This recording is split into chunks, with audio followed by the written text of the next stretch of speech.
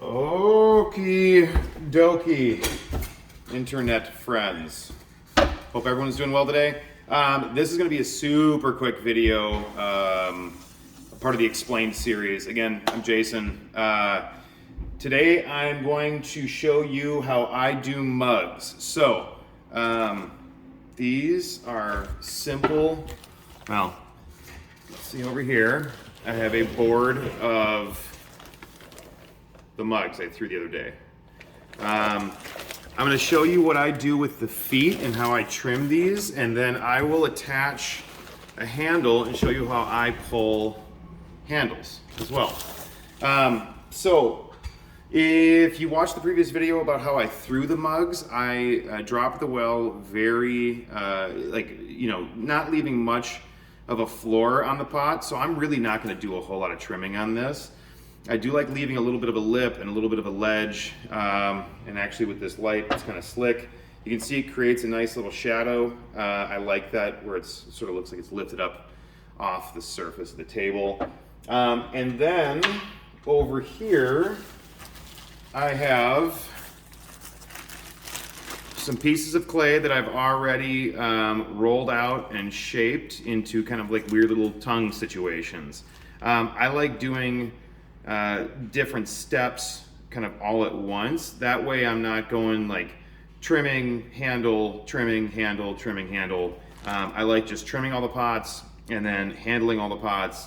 That way you can kind of get into a rhythm. So I have 25 mugs in total, but I made more than 25 handles because I will inevitably screw some up. So that's just part of the deal.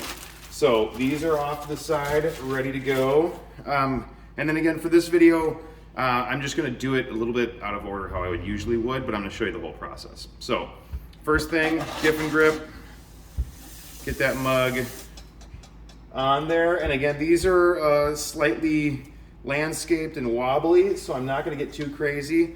And so I'm gonna take this larger trimming tool and I'm just gonna give it a quick dusting on the side there. And then all I want to do is kind of take that rough edge off just a tiny bit. And if you notice, I'm sort of, again, with sort of a landscaped asymmetrical piece, when it comes to trimming, I want to go with that same idea.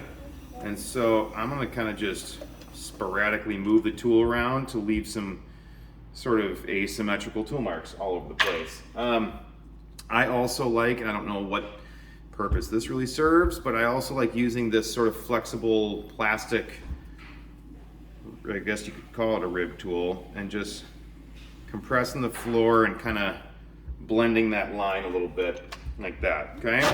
And from there, I'm gonna quit while I'm ahead. These ridges here, I like how they're a little sporadic, and I think with the morning light, you can kind of see the shadows playing off that. A lot of my glazes will exaggerate all of this, and that's why I like leaving them on there. I'm gonna take my little chuck or my maker's mark and just throw a mark on the bottom there. And then when it comes to attaching a handle, these are kind of all over the place. I could sort of obsess about where I want to put the handle, but what I do, at least from my point of reference, is where I put my maker's mark, I'm gonna hold it in my left hand, where the pad of my thumb is kind of hooking up on the maker's mark there, and my thumb goes across the pot, and then that's my reference point to where to start putting the handle. That way, for my own OCD purposes, the relation from the maker's mark to the handle is always in the same spot. Oh, another thing that I recommend, little plastic whatever, or just some little vessel and some slip. I put a little bit of soda ash in these slips. I was taught that helps make them a little bit stickier. So I've got some slip that is the same clay as what I threw the pot with. So this is ready to go as well. All right, so scoring and slipping. Everyone's heard of that. I use, with these handles, because these are a little bit drier than I'd like, I'm gonna use this pin tool to scuff up the surface. I've also used this serrated metal rib tool in the past if the pot's a little bit has a little bit more moisture in it. So what I'm gonna do, reference point, scuff, scuff, scuff, one way, flip it, go the other way. I don't personally put handles all the way up to the rim. I've had experiences in the past where when the pot is drying and the handle and the pot are obviously, sometimes it's slightly, well, they're definitely at different moisture content, that the strain from it will actually crack the rim. So I always go, I don't know what that is, like a 1/4 inch or something, down from the rim, like that. And then going down from here, so wider on the top, because my handles start out wide and kind of taper down. And I'll just kind of pick the middle spot and start scuffing up down by the foot here. And I actually do a little bit on the body. Well, there you go. A little bit on the body, a little bit underneath as well. Knock off some of those burrs. And then what I'll do is I actually kind of prep the scuffed up area just a touch by just dabbing a little bit of water on there. This is probably overkill, but again, I'm turning these around pretty fast, and so when you're drying mugs quickly, you might have to do some things that are a little bit overkill. So with that slip on the bottom there, I'm just gonna kind of clump that on there, because when I attach the bottom of the handle, I want that to sort of squish out up, and then I'm gonna wipe it away. So you'll see kind of why I'm doing this a little bit sort of fast and loose here. Just caking it on there. I'll wipe a lot of this stuff away after the fact. That's not the most graceful application I've ever done in my life, but whatever. Okay, so now we're gonna put this aside, let this kind of hang out for a second, and I'm going to grab a chunk of clay for a handle. By the way, I'm about to bring my little bucket of water up onto my wheel. I turned my wheel off because I have definitely accidentally pressed the pedal while the bucket's on there, and then I gotta go home and change clothes. So handle, and basically what I did, took a sort of a fistful of clay, rolled it out into kind of a carrot shape, and I flatten, and then you end up with this sort of weird tongue situation. In order to get closer to the shape I'm going for, I'm going to lay the thick end down, and with my pointer finger and my thumbs, I'm just going to gently apply some pressure and taper that handle even more, like that. With making handles, this is how I do it. I pull handles. So I shape them out beforehand. This is my dry hand now. This will be my wet hand. I'm going to get the clay ready, get the clay wet.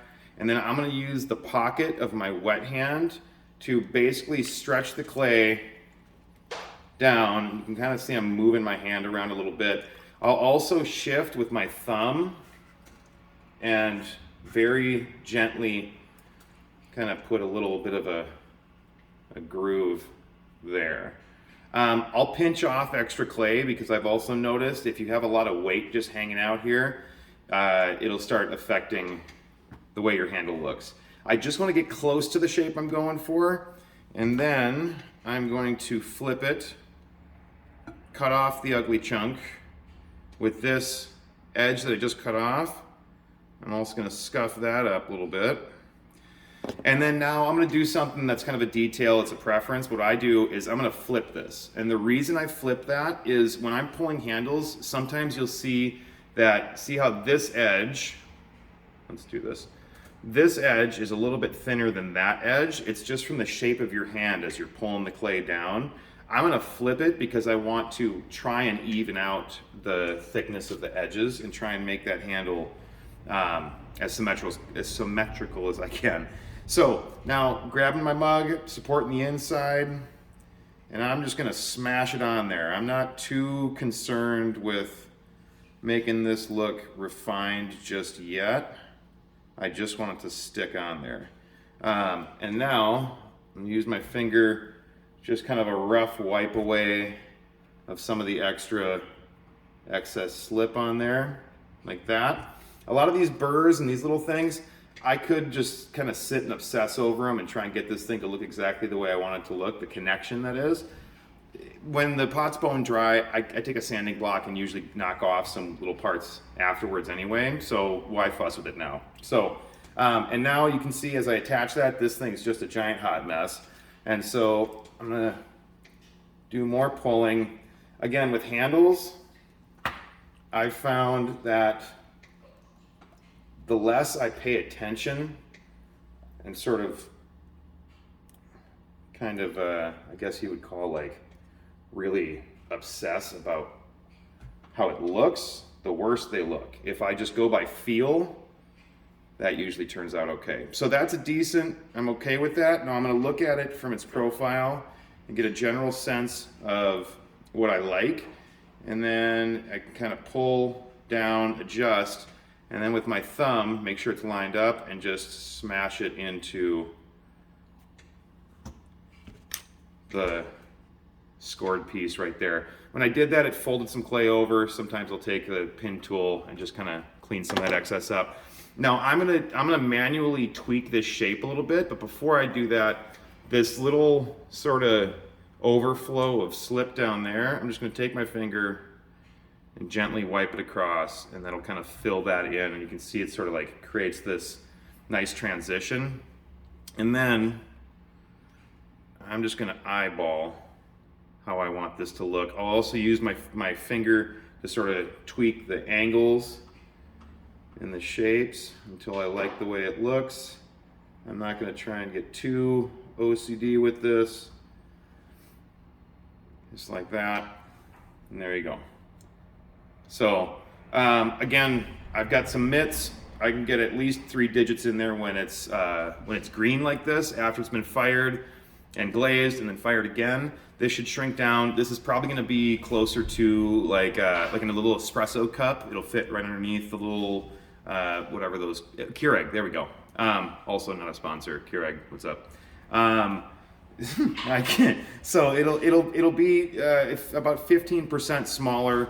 It'll either be, I'm thinking espresso, a little bit of tea, or if you're like me and you make your coffee in the morning sort of with kind of a weaponized level of caffeine, this will kind of do the trick. So again, if you're finding value in these videos, please, down in the description, ways to support the channel.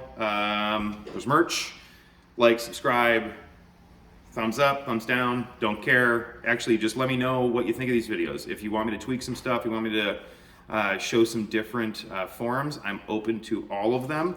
And, you know, plan things out, I guess. So this whole system, I've got cups ready to go, I've got handles ready to go, all the materials are in front of me, and you can kind of get in a rhythm. But again, thank you so much for watching. I do sincerely appreciate it. I try and read all the comments and respond to as many as I possibly can. So again, we will see you next time, hopefully very, very soon. And until then, do your thing. Have fun. Peace.